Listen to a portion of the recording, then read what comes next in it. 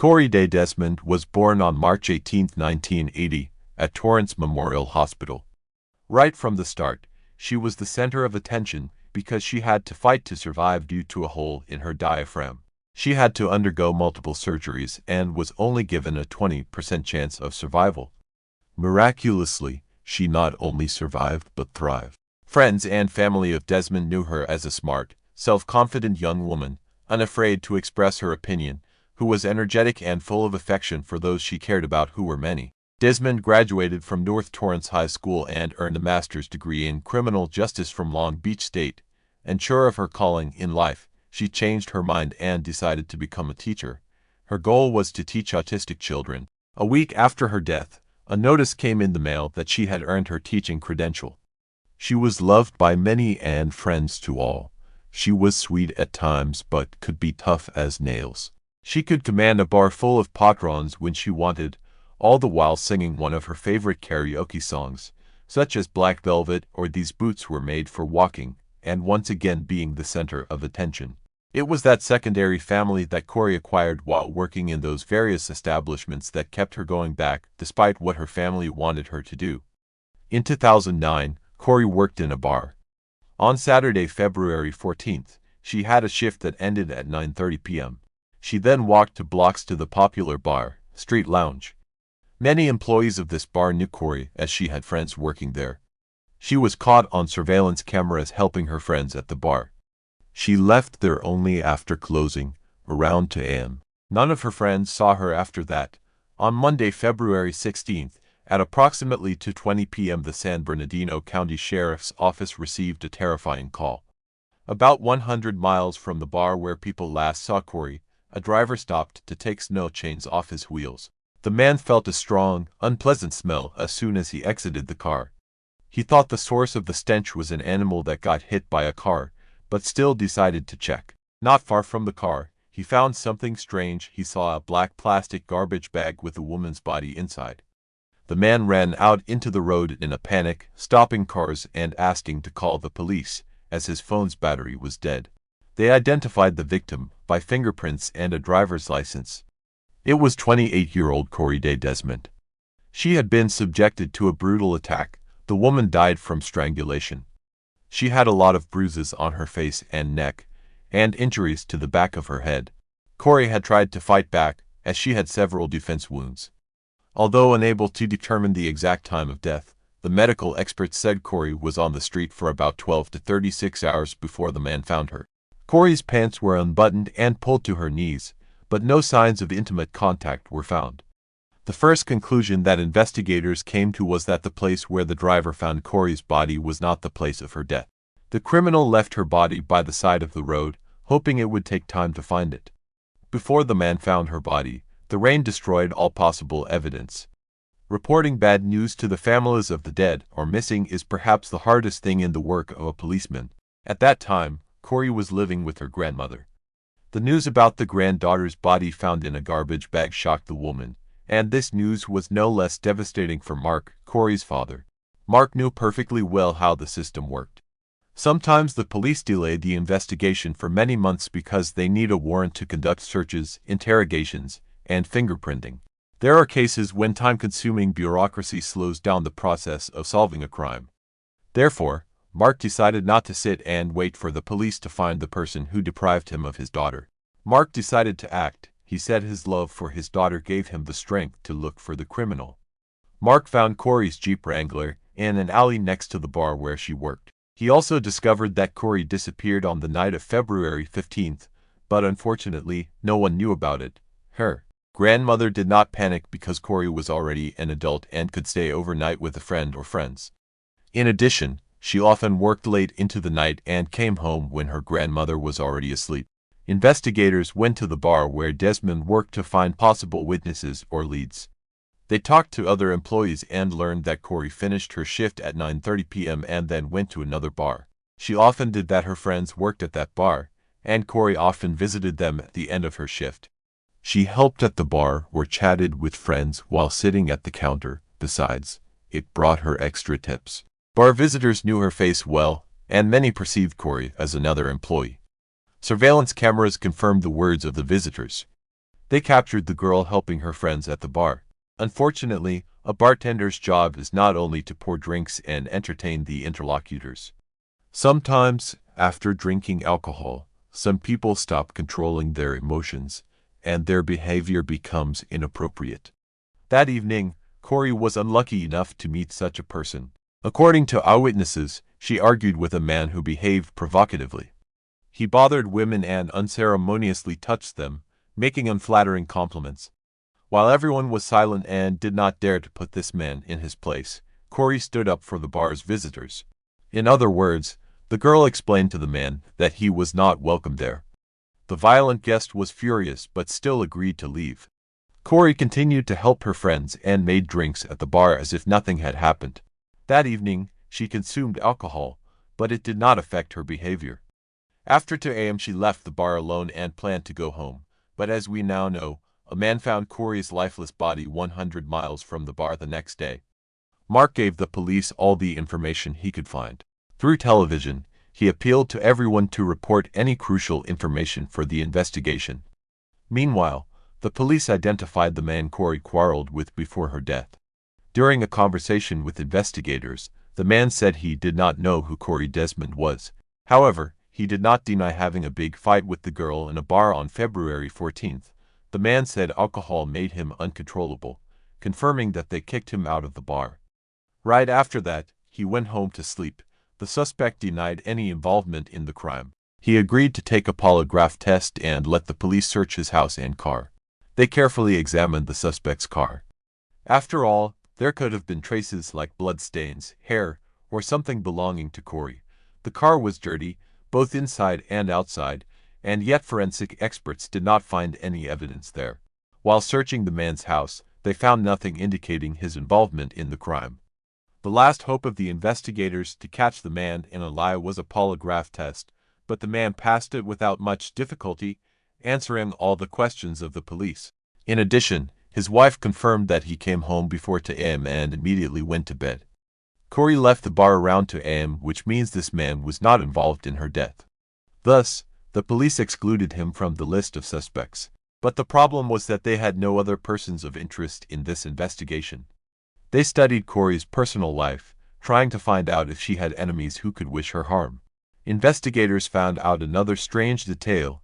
The owner of the bar where Corey worked said that that night she came and asked for permission to use the toilet, but since the bar was closed, he refused the girl's request and advised her to go home. It was about 2:20 in the morning. What happened next remained a mystery because Corey never got in the car and did not go home. Investigators assumed that she had been abducted or assaulted near her place of work. However, the bar's surveillance cameras did not record this, and there were no witnesses on the street at such a late hour. At the time of Corey's death, her blood alcohol content was more than 4 times the legal limit for driving. It was unclear whether she planned to use her car or was looking for other ways to get home. Unfortunately, she did not meet anyone who would help her that night. A month later, the investigation reached a dead end. The police checked all the versions and clues but found no new suspects. Corey's father, Mark, wasn't going to give up. He rented 3 billboards on Aria Boulevard in Redondo Beach. The billboards contained a photo of his daughter with the question, "Who killed Corey Desmond?" The man offered a $115,000 reward for any information helpful to the police. "I'm going to keep them up there to let people know the guy is still out there," Mark Desmond said. "Maybe it will save somebody." To some extent, this story is similar to the one of Alexander Kemp. The latter's father, Roger, did everything to find the criminal, and billboards played a crucial role in solving the crime. If you haven't watched this story yet, click on the link at the end of this video. Information about Corey periodically appeared on 50 electronic billboards. Eventually, it brought results. In May 2009, the phone rang at the police station. A woman named Tiffany Ware saw one of the billboards with a photo of Corey. Thanks to this woman, the police were able to solve this case.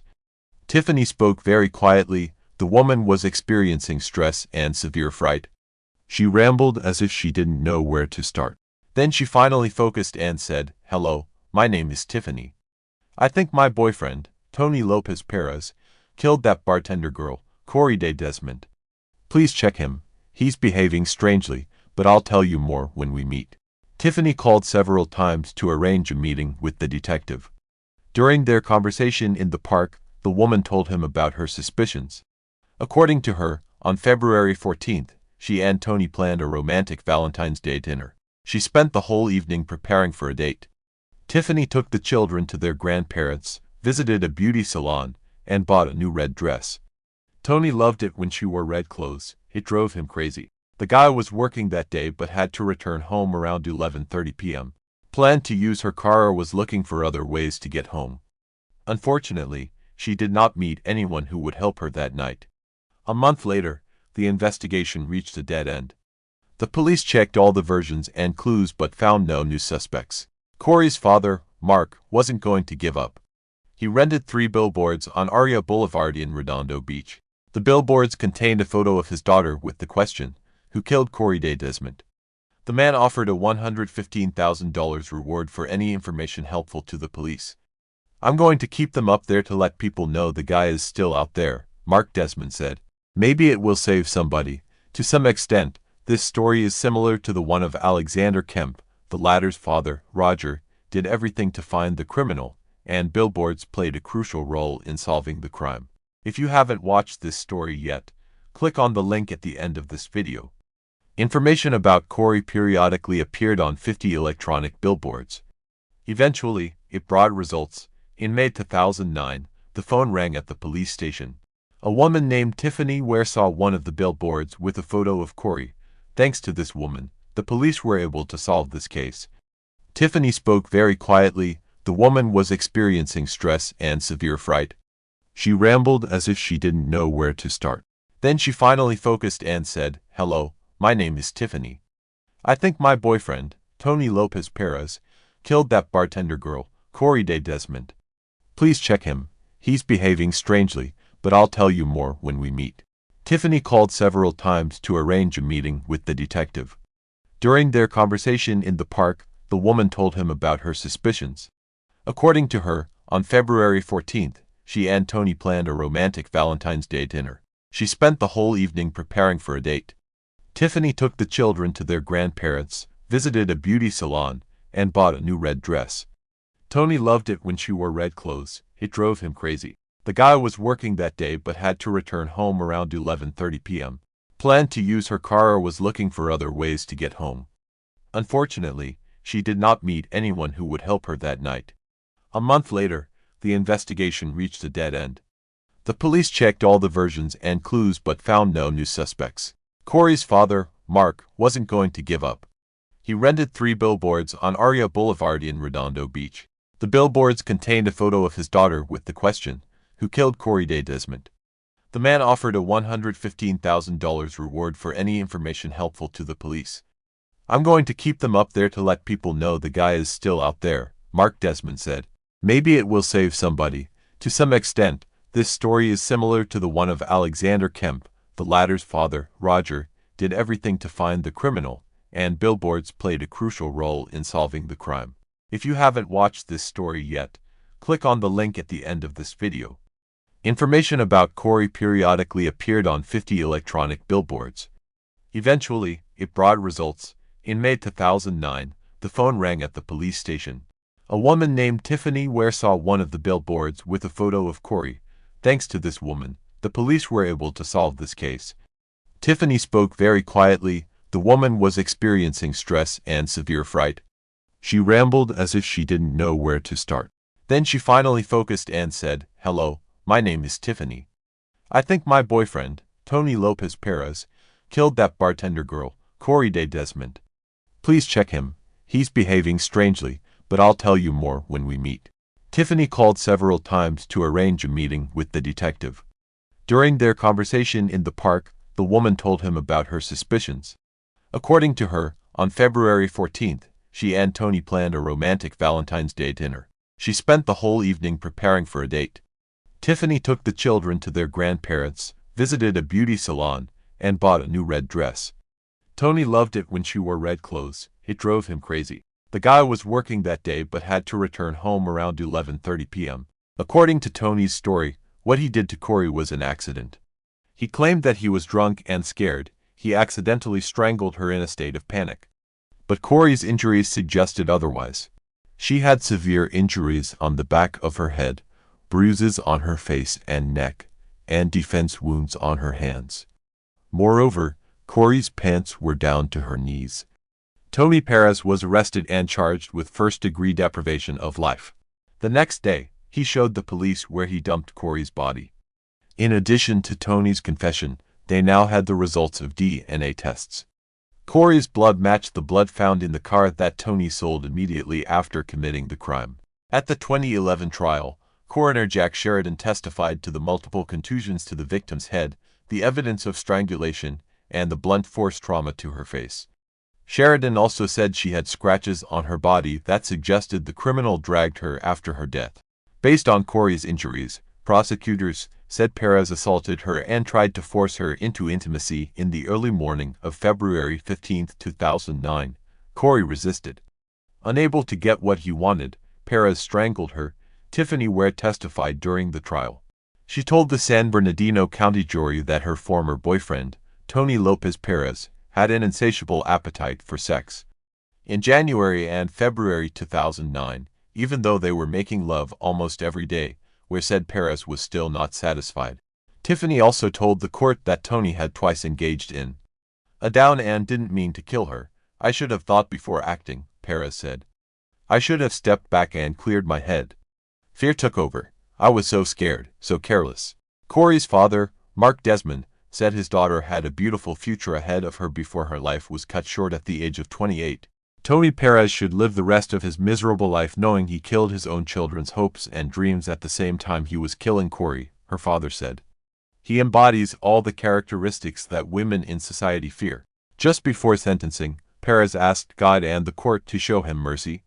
My very deepest apologies to the Desmond family and to my own family. I have brought such hurt and sorrow to the Desmonds that will forever shape their life. I hope he never gets out in the street again, said Desmond's grandmother, Beverly. I hope he suffers as much as she suffered. In July 2011, a jury of 6 men and 6 women found 36-year-old Tony Lopez Perez guilty of first-degree deprivation of life. He was sentenced to life imprisonment with the right to parole after 25 years. Corey Desmond's family expressed gratitude to Tiffany Ware, thanks to whom the police solved this case. If it hadn't been for her, I don't think they would have ever found out it was him, said Leslie Schwab, a family friend who attended every day of the trial along with about a dozen others in San Bernardino County. The events discussed in this video took place in 2007 in the state of Kansas, and although 16 years have passed since then, this high-profile case has yet to come to a conclusion. On January 5, 2007, 19-year-old Jody Sanderholm, who lived with her parents in Arkansas City, went to a dance rehearsal that was held at the college where she was attending. On that day, Jody did not return home and stopped answering her phone. Such behavior was unusual for her, so her parents immediately became concerned and decided to file a missing persons report with the police. Jody Lean Sanderholm was born on September 26, 1987, in Arkansas City, to Brian and Cindy Sanderholm. She was the third child of her parents. She had a brother named Jason and a sister named Jennifer. From a young age, Jody was fond of dancing, and although it played a large role in Jody's life, she also did not neglect her studies. She was one of 4 valedictorians in her graduating class. While in high school, Jody was a member of the National Honor Society, a Kansas State Scholar, a Kansas Board of Regents Scholar, and earned the Outstanding Physics Student of the Year award presented by David Steiny. She was a member of the Ark City High School dance team for 4 years. 2 of those 4 years, she was the captain. Jody was a member and instructor of Ark City Dance and a Universal Dance Association instructor. After high school, she attended C College, where she studied pre-pharmacy. While at Collie, she was a member of the Collie Tiggerette dance line. In 2007, the population of Arkansas City was about 12,000. Jody's parents, like probably other locals, thought it was a good and relatively safe place to live and raise children. However, after Jody disappeared and the details of what happened to her became known, many began to realize that safety was only an illusion and that the man was the most dangerous beast. On the morning of January 5, 2007, Jody drove her car, a Dodge Stratus, to college for a dance rehearsal that was scheduled to end at 10:45. After the rehearsal, she intended to return home. Cindy called her daughter's cell phone several times, but she didn't answer, which was highly unusual. Jody always kept in touch with her family, and even if she missed a call, she would call back soon. Cindy had a bad feeling about this. She decided to get off work and go home to see if Jody was all right. When she arrived, she immediately noticed that her daughter's car was not in front of the house, and this only increased her anxiety because Cindy knew that by this time, Jody should have been back from rehearsal. Upon entering the house and looking around, Cindy realized that Jody had not returned home. Her dance uniform, which she put in the washing machine when she returned from rehearsal, was not there or in the hamper for her dirty clothes. The shower stall was dry, although Jody always showered after dance class. It soon became clear that Jody had no contact with her father or older sister, Jennifer, either. She had an appointment at noon, to which she never showed up. Cindy and Brian began calling their daughter's friends, hoping to find out where she might be, but after the morning rehearsal ended and Jody left college, none of her friends saw her. That evening, the college dance team was scheduled to perform at a basketball game with a routine of which Jody was the choreographer. She wouldn't have missed it of her own free will, but she didn't show up either, at about 6 p.m. Still unable to learn anything and without waiting for their daughter to return home, Cindy and Brian contacted the police and reported her missing. Officers from the sheriff's office immediately put together flyers depicting and describing Jody, began to inquire about her last known whereabouts, and put out an app on the vehicle she was traveling in. The police learned from Cindy and Brian that Jody had a boyfriend she had been dating since high school. His name was Colby Wilson. When contacted by phone, he reported that he had been at his brother's house in Texas for several days. The police quickly ruled him out as a potential suspect because his stay in another state was confirmed. The next day, January 6th, was very eventful. Lori Leglider, Jody's best friend, with whom they had been friends in dance since high school, provided the police with important information. They both enrolled at CIA College, where they went on to study dance. Lori reported that she left work at Sirloin Stockade in Arkansas City around 10 p.m. on Tuesday, January 2nd, and noticed a light blue car drive by the restaurant several times as she left. On her way home, she noticed a car following her in her rearview mirror. "I thought something strange was going on," Lori told the detectives. She decided to see if the car behind her was really following her, so she started turning onto different streets. The driver of the car behind her was doing the same thing, and it really scared Lori. She drove to the local police station and parked next to it, thinking that the stalker would leave her alone. She didn't see him after she stopped, so she drove home again. However, she had to go back to the parking lot near the police station because she saw the car chasing her again. Lori sat in the car for a while before driving home. She told the detectives that she didn't go to the station because she thought it was someone else's stupid prank. But that wasn't really all.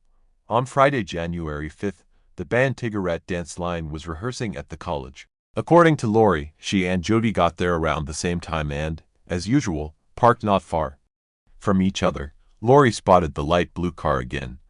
What's more, she recognized the man behind the wheel. It was a local resident, 23-year-old Justin Thurber. Lori did not know him personally but had seen him several times in the company of his older brother and his friends. Lori and Jody left practice at the same time and were supposed to meet up later, but Jody never showed up for that meeting. Soon, several members of the dance team revealed that they, too, had seen Justin near the college during the past week. He always sat in his car in the parking lot and just watched. Within the first 24 hours of Jody's disappearance, police had driven all over the city but could not find her car. Arkansas City is surrounded by fields and wooded areas. They brought in a fixed-wing aircraft to search the area from the air. The car was more difficult to hide than a person because of its size, so the police hoped to be able to see Jody's car from the air. It was determined that the last time her cell phone signal was received, it was from a cell tower located near the Cowley Wildlife Area. This is a vast wooded area along the Arkansas River. At this point in the investigation, only one person, Justin Eugene Thurber, who was identified by Lori Leglider and other members of the dance group, was considered as a person who might be involved in the disappearance of Jody Sanderholm. It is important to note here that, despite his young age, Thurber was well known to the police. 3 years earlier, in 2004, He had been charged with illegal possession of banned substances. He eventually received a suspended sentence and was released. 3 months after that, he was arrested for theft and probation violation. In October 2005, he was charged with disorderly conduct. 3 months later, he was arrested for petty theft and again found to be in possession of a controlled substance. On December 31, 2006, which was just 6 days before Jody disappeared, Thurber was arrested again for theft. That same day, after paying a $3,000 bail, he was free, having had a merry New Year's Eve. The next day, January 1st, he began impersonating a police officer and disrupting public order. When the real cops came for him, Thurber complained of chest pain and was taken to the hospital instead of the station. Why he was not arrested after his discharge from the hospital remains unclear, nor is it quite clear why he managed to get away with it all the time. A relative of his, who works for the Cowley County Police, may have contributed to this, but that's only a guess. That same day, January 6th, a police officer saw Thurber's car, a light blue Cadillac, parked outside his parents' house and decided to talk to him. His father invited the officer into the house. When the police officer asked Justin where he had been yesterday, he said he had driven his car to Winfield, a town about 13 miles outside of Arkansas City, in the morning. There, according to Justin, he met up with his friend and 2 of his friend's buddies, whom he did not personally know very well. Next, the 4 of them began driving around the countryside in a car belonging to one of his friend's buddies until the car got stuck on a dirt road near Cedarvale. Then, as Thurber claimed, he walked toward Arkansas City, which is about 30 miles from Cedarvale. After 6 hours, he got tired of walking and called his father to pick him up. Thurber's father confirmed what he said, saying he picked Justin up wet and dirty a couple of miles from Cowley State Fishing Lake. Justin also told the police officer that his car, which he left in Winfield, had been returned by friends. The story wasn't very convincing, but there was nothing to charge Thurber with yet, so the officer left. That same evening, officers spoke with Alexis Schwartzel, who recently ended a 3-year relationship with Thurber. She told officers that Thurber often took her to the Cowley Wildlife Area, southeast of Arkansas City, and she pointed out places she and Thurber would visit. When the police informed Alexis that they were investigating the disappearance of Jody Sanderholm, she was very surprised and said that Justin had once said that he had begun watching Jody when he was 13 years old. He would peep at her when she was swimming in the pool in her backyard, and sometimes, in the evenings, he would peek through the window in her room and wait for her to start changing clothes. Police asked Alexis about her reasons for breaking up with Thurber, to which she said she had broken up with him because he was too abusive and had strange tendencies that were becoming more and more frequent. On several occasions, she said during intimacy he would choke her unconscious. On top of that, he asked her to fight him because he could not get aroused any other way. It was becoming more and more obvious to the police by the minute that Justin Thurber might be involved in Jody's disappearance. The police had no evidence to link him to the girl's disappearance, but late in the evening of January 6, Thurber was arrested anyway. Detective Eric Matt arrested Thurber on bail revocation and suspicion of criminal trespass because the investigation into Jody Sanderholm's disappearance revealed that Thurber was on the college campus, where the detective believed Thurber should not be. Thurber told Matt that he wanted to talk to his lawyer. At the same time, police officers arrived at Justin's parents' house with a search warrant. The officers took the shoes Justin had been wearing the day before when his father picked him up. The shoes were wet and were drying on a towel. Thurber's father told police he helped his son clean the mud off the shoes. The clothes Justin was wearing when his father picked him up were also recovered, but by this time, he had had time to wash them. The next day, January 7th, searchers trained to identify human activity in rugged terrain set to work in the Cowley Wildlife Area. They found shoe prints that matched Justin Thurber's, as well as several other smaller shoe prints. As darkness fell, they decided to continue the search the next day. On the way home, some searchers drove past Cowley County State Fishing Lake and decided to stop because they had heard Thurber was wet when his father picked him up. They discovered a muddy tire track, muddy shoe prints near a public restroom, mail addressed to Jody Sanderholm's parents in a chemical toilet, dance shoes in another toilet, and a flip-flop sandal. Investigators later retrieved cut-off sweatshorts, a wallet containing Jody Sanderholm's driver's license and social security card, her black leotard, a cigarette jacket with Jody Sanderholm's first name on the front, a vehicle floor mat, and a car seat cushion.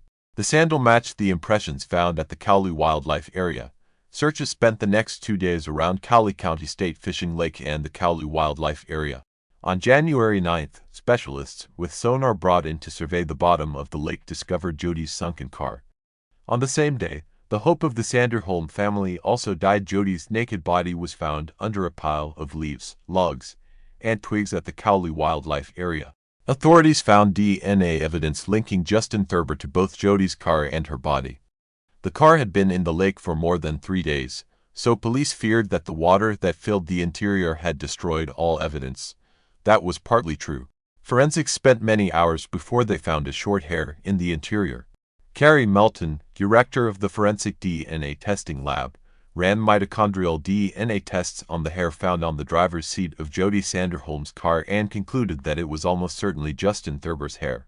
Barbara Leo, an employee of a private DNA testing company, tested samples taken from Jody Sanderholm's right biceps and right side of her chest.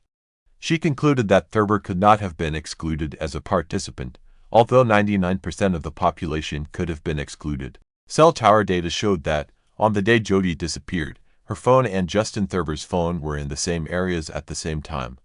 Lori Leglider, Jody's best friend, said she saw Thurber. As previously mentioned, footprints of Thurber's shoes and smaller shoe impressions were found at the Cowley Wildlife Area. It was determined that these were the footprints of Jody's shoes found at the fishing lake, along with her other belongings. Thurber's footprints and Jody's footprints in the preserve were located side by side. Walking along them, at one point, the searchers saw that Jody's footprints were interrupted, and Justin's footprints went deep into the woods. This meant that he was carrying the girl further on his own. His shoe prints were also found where the body had been discovered. All 3 of the people Justin said he had been with the day of Jody's disappearance denied what he said. They had not seen Thurber that day, which meant his story about the car being stuck near Cedarville was a fabrication. The 3 officers drove Thurber to Cedarville so he could show them where he said he was, but Thurber was unable to determine where he claimed the car was stuck. Back at the police station, Thurber volunteered to take a polygraph test. He also requested that his relative Chad Monroe, who worked for the Cowley County Sheriff's Office, be present during the questioning. The evidence found was sufficient to indict Justin Thurber. He himself denied guilt, and the judge set his bail at $1 million. Thurber's attorneys tried to convince the court that he was mentally incompetent but were unable to do so. Thurber had graduated from high school and even attended college for some time, so the judge found the defense claim of his mental retardation unproven. The medical examiner who conducted the autopsy testified at the trial. He said that the first time he looked at the body, he had no doubt that the last hours of Jody's life were very painful. Her entire body and face were covered with bruises and abrasions. There were clear signs of strangulation on her neck. It was strangulation that was named as the cause of death of Jody Sanderholm. I can't say all the information about what the medical examiner found during the autopsy. Not all horror movie maniacs are as brutal as Thurber was to Jody. Without going into detail, and at the same time to give you some idea of what happened at the Cowley Wildlife Area, I will say the following. The crime was motivated by carnal desire, and Thurber committed the crime with a stick. At trial, in addition to Thurber's ex-girlfriend, 6 other women testified, each claiming that the defendant stalked her. One of them was a coworker of his. In one case, she even had to call the police to have an officer walk her to her car after work. It was already dark, and she was afraid to go to the parking lot because she saw Justin waiting for her earlier. He had left a rose and a note under the windshield wiper of her car, saying he liked her and wanted to get to know her better. Several witnesses said they saw Jody Sanderholm's car on January 5, 2007. Key Morris, a friend of Jody, noticed that Jody was sitting in the passenger seat as their cars passed each other in Arkansas City shortly after noon. Morris reported that the man behind the wheel of Jody's car appeared to be a large man. She called Jody's cell phone but received no answer. 2 other women reported seeing a vehicle that looked like Jody Sanderholm's car while driving on a dirt road south of Arkansas City around 3 p.m. One of them said the driver was Thurber and identified him in court. On February 17, 2009, the jury reached a unanimous verdict, finding Thurber guilty on all counts and recommending that he be sentenced to death. Realizing what sentence the judge would hand down, Thurber tried to negotiate a plea bargain. His lawyer told the prosecutor that Justin would plead guilty if he were not given the capital punishment. Jody's family opposed such a deal. The presiding judge took the jury's decision into consideration and sentenced Thurber to death by lethal injection in March 2009. In 2008, the state of Kansas signed the JOD Act, which, among other things, expands police authority over stalking suspects and expands the list of actions that can be considered stalking.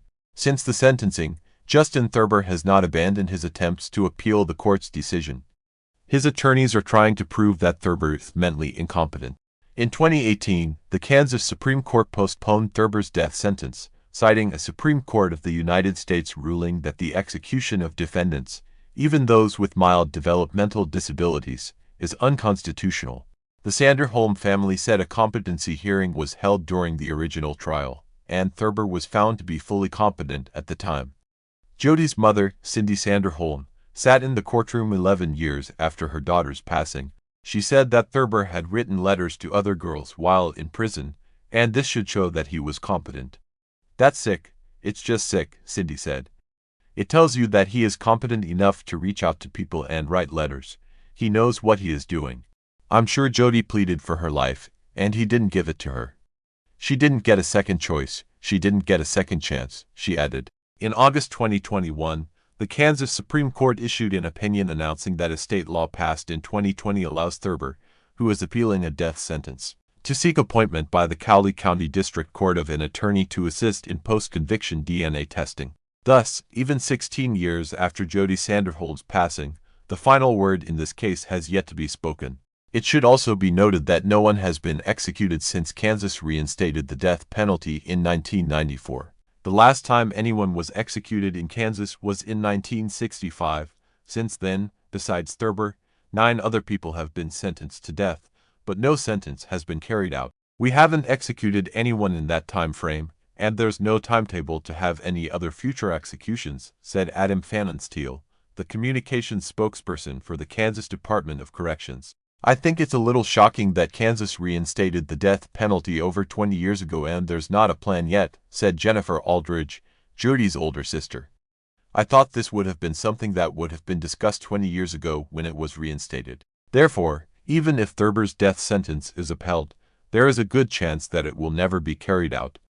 39-year-old Justin Thurber remains at the maximum security El Dorado Correctional Facility in Butler County, Kansas.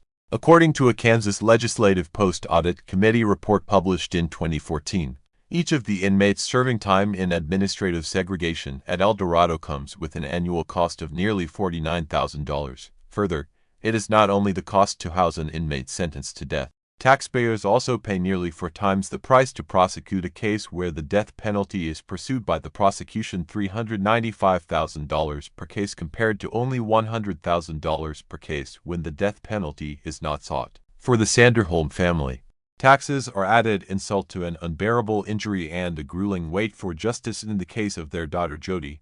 "It hurts me so bad every week when I see my paycheck, and I know I'm paying tax money to feed him," said Brian Sanderholm. "Death is what he deserves. And that's what the law stated," said Cindy Sanderholm. "So we need to get the law fixed so we can use it. If it was your daughter, your son, if it was our daughter, what would you want to happen?" "Happen?" asked Brian Sanderholm. "Most regrettably, Cynthia and Sanderholm." Jody's mother passed away on December 2, 2022, at the age of 63. Corpus Christi resident Kevin Davis strangled his mother before hitting her in the head with a hammer, splitting her skull.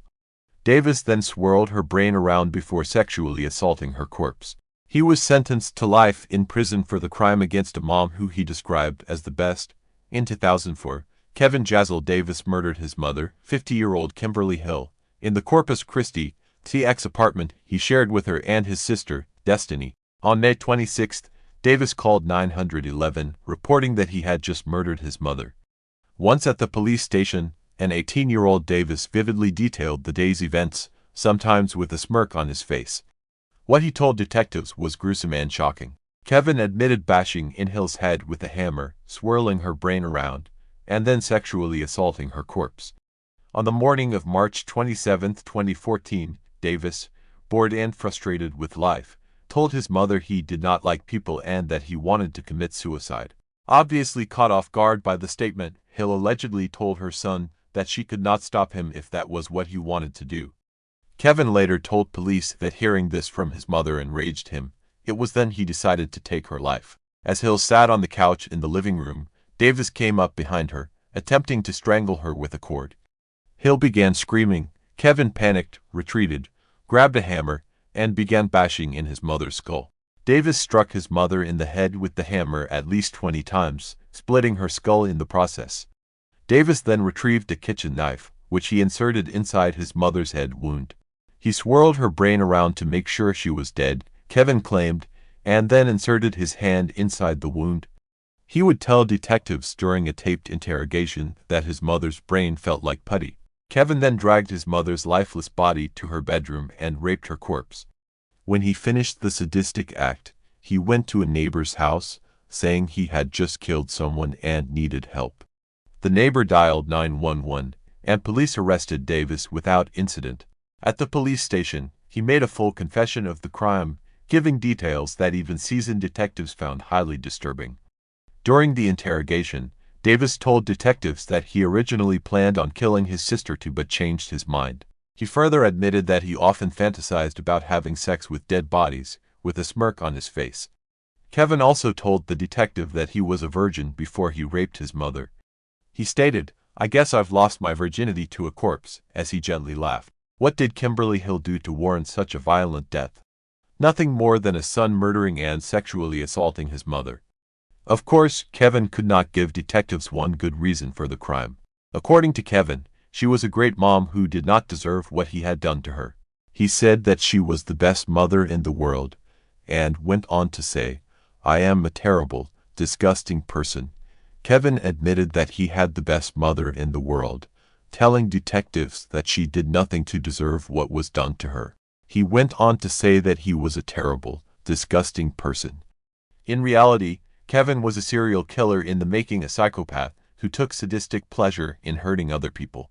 Although diagnosed by a psychologist with antisocial personality disorder, the doctor said he knew right from wrong when he brutally murdered and raped his mother. He readily admitted that he could never be released from prison. He also confessed to fleeing the crime scene on his bicycle. Before he did that, though, he left several handwritten notes for the police, one of which read, "Chase me. Sorry for the mess, Katie." Leaving town, Kevin Davis called 911 to report his mother's killing and his crimes. Despite admitting to the murder and making a videotaped confession, Kevin Davis pleaded not guilty to the charges in court. He later changed the plea. Davis smiled at the jury as they sentenced him to life in prison. He serves his time at the Jester 4 facility in Richmond, Texas, and is eligible for parole in March 2044. Story number 2. The story of the killer priest. We will be exploring the story of a killer priest who seemed to be normal, nothing strange or weird about him. However, he did have a dark side. It turns out that not only was he a pervert, but he was also manipulating people as he saw fit, especially women. Now, without further ado, let's dive into the story of Guy. We're going back in time to the 50s in France. It's important to note that the church at that time had a very important place in people's lives, especially in the countryside. The priests were almost as important as the mayors because they represented a type of moral authority that many people listened to. This was the case in the small village of where this story took place, a town that had about 400 villagers. Guy was born in the countryside, and his family was very Catholic. They raised him so that he could have a career in religion as a priest, and even if that was not his first choice, that is exactly what he became. It was in 1950 that Guy became a priest at the church of In appearance, this young man looked like the ideal priest. He was nice, friendly, kind, and very dynamic. Anything linked to religion, he did very, very well. He had a lot of great ideas to help the village grow. He created a choir, organized a group to perform in theater pieces, and organized multiple excursions for the kids. He was known to have created a soccer team for the boys of the village. The older people thought that it was very modern for him to bring all these items to the village, and the younger generation appreciated the modern aspect that he brought to the town and to the religion. Guy was apparently also a handsome man, and the ladies found him very charming. Now, as I have mentioned at the beginning, Underneath this whole angelic disguise, Guy was actually hiding a dark secret in his personality. He had a thirst for carnal pleasure, and he was using his charm to get closer to the ladies. After a lot of perversity and manipulation, many of the women actually gave in. None of the women spoke up, as they were afraid that no one would believe them and did not want to be seen as the shame of the village. In 1953, things took a different turn for Guy, and an incident occurred that changed the plan of the priest. A girl fell for his charm, and guess what happened? She became pregnant. Of course, the priest denied everything and said that he was not the father. He threatened the girl and said that if she did not stop, he would file a complaint for defamation. Now, having high influence in the village, Guy claimed that this was nonsense and insisted it was impossible for him to be the father. Of course, having such high influence, his followers believed him. He was even summoned in front of his superior, the bishop, to which he lied and denied the whole thing. Naturally, this whole situation was shut down. In reality, he was actually the father, and he took the girl to another village to give birth, where he convinced her to give away the child. Of course, that story was never heard of or told to the villagers. We could say maybe that if people knew, they decided not to say anything because the priests had such high influence on the villagers that they did not want to go against him. Once the story died down, Guy went back to his normal ways and kept manipulating the people like he did before.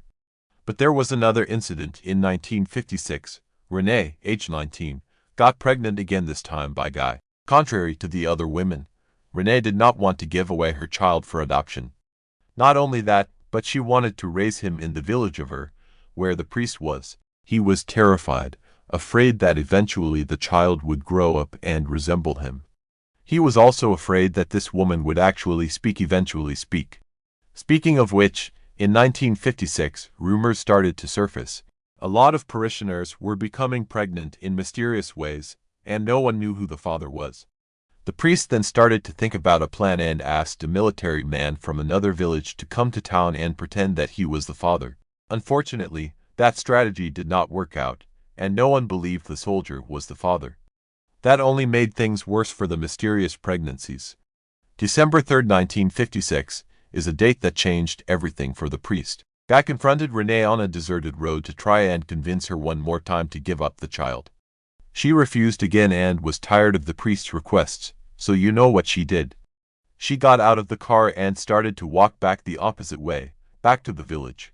At night, Guy got out of the car, pulled out a .6135 caliber pistol, and fired 3 shots. The 3 shots hit Renee in the back of the neck, and she died on the spot. Once the crime was committed, the priest walked to the victim, assessed her, and took out a knife. He started to open Renee's stomach, from which he removed the baby girl that was still alive. The priest committed yet another act that cannot be forgiven. He strangled the baby, stabbed, and disfigured it. He thought to himself that if the baby was massacred that way, there would be no DNA, if you want to call it that, to trace the baby back to him. The disappearance of Renee was actually reported in the evening, and the weird part is that the priest joined the search party to find Renee. Can you imagine that situation? I mean, the killer is with you in the search party trying to find the person that he just murdered. Is it just me, or is that just twisted? The body was found very quickly, and because the priest was not an assassin, he didn't think about cleaning up the crime scene. So it didn't take long for the cops to find the murder weapon, and they found the weapon casing that linked back to the priest. Now, the priest was a suspect, and when asked during the interrogation, he denied everything. However, because of all the pressure he was under, he cracked and admitted everything. Now, that story came out, and everyone was devastated in France because he was now a criminal. The church asked for Guy to be locked up under a false name so that it would not affect the church. Also, the main reason was to ensure that the crime was not associated with the church.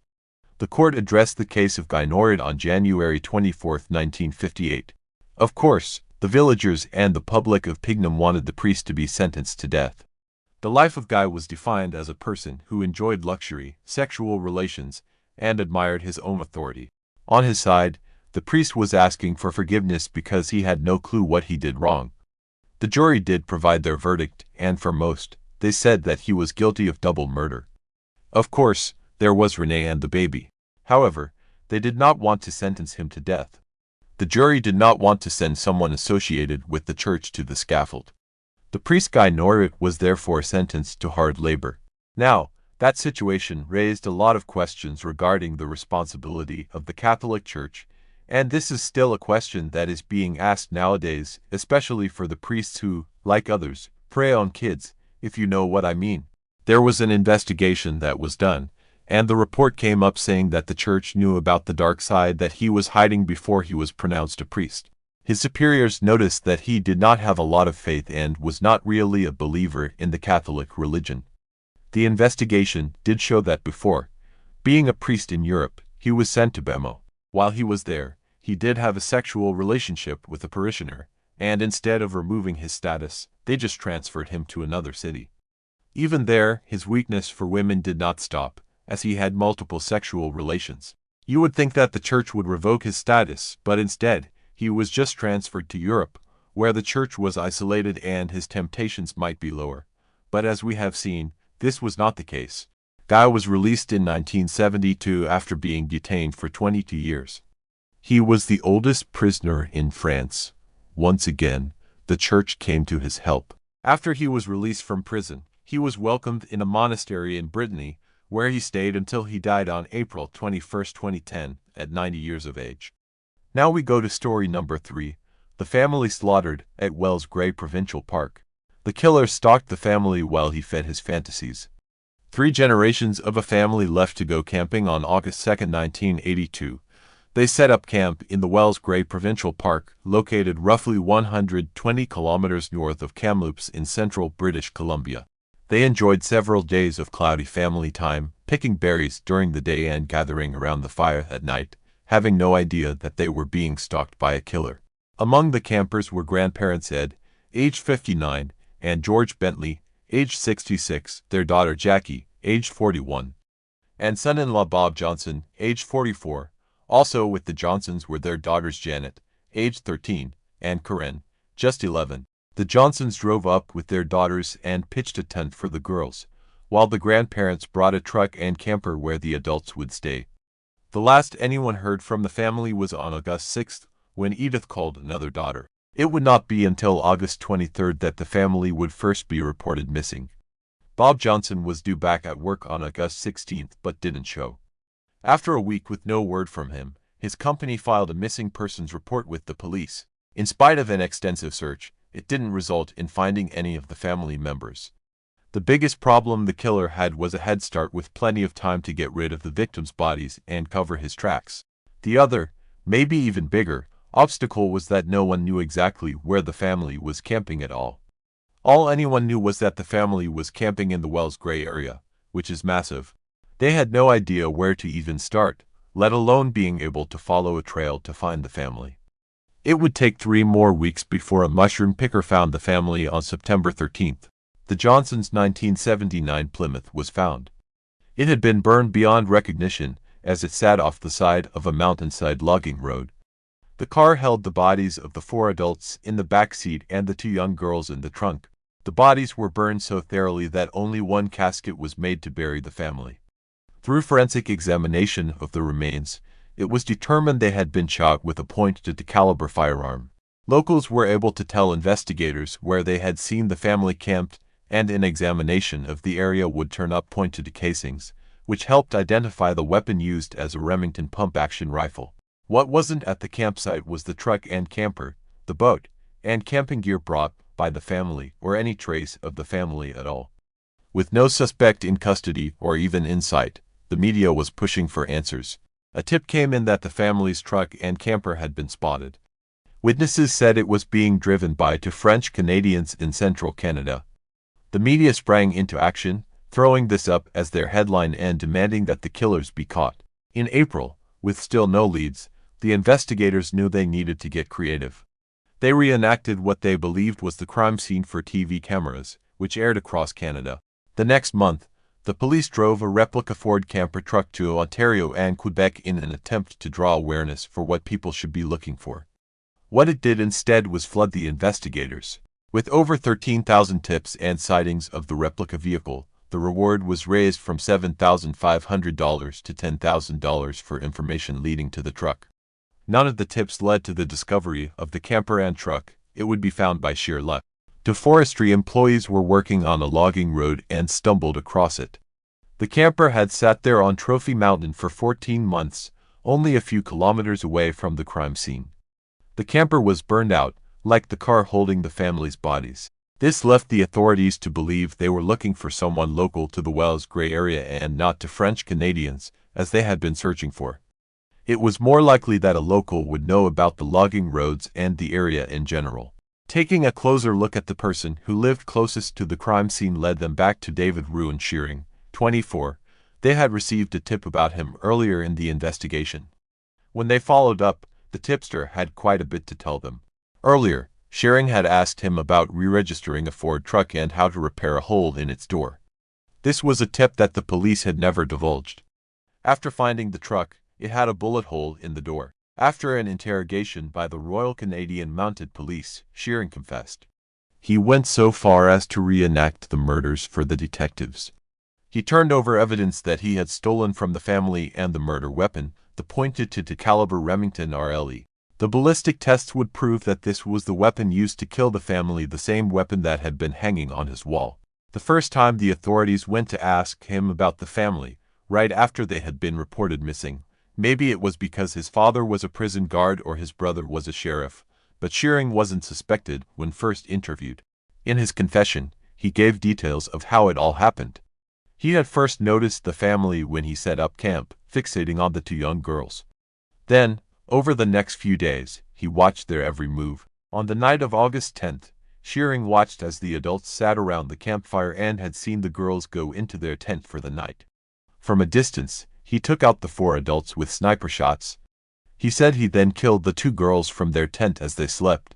After that, he loaded all the bodies into the car and moved it to the logging road, then set it on fire with 5 gallons of gasoline. He then cleaned up the campground, removing the family's possessions, including the camper and truck. It would only be later that he burned these, as he was unable to transfer them into his name. He claimed that he killed the family because he wanted to rob them of their possessions. It wouldn't be until after Shearing was convicted that he gave his full confession of how he had been stalking the family.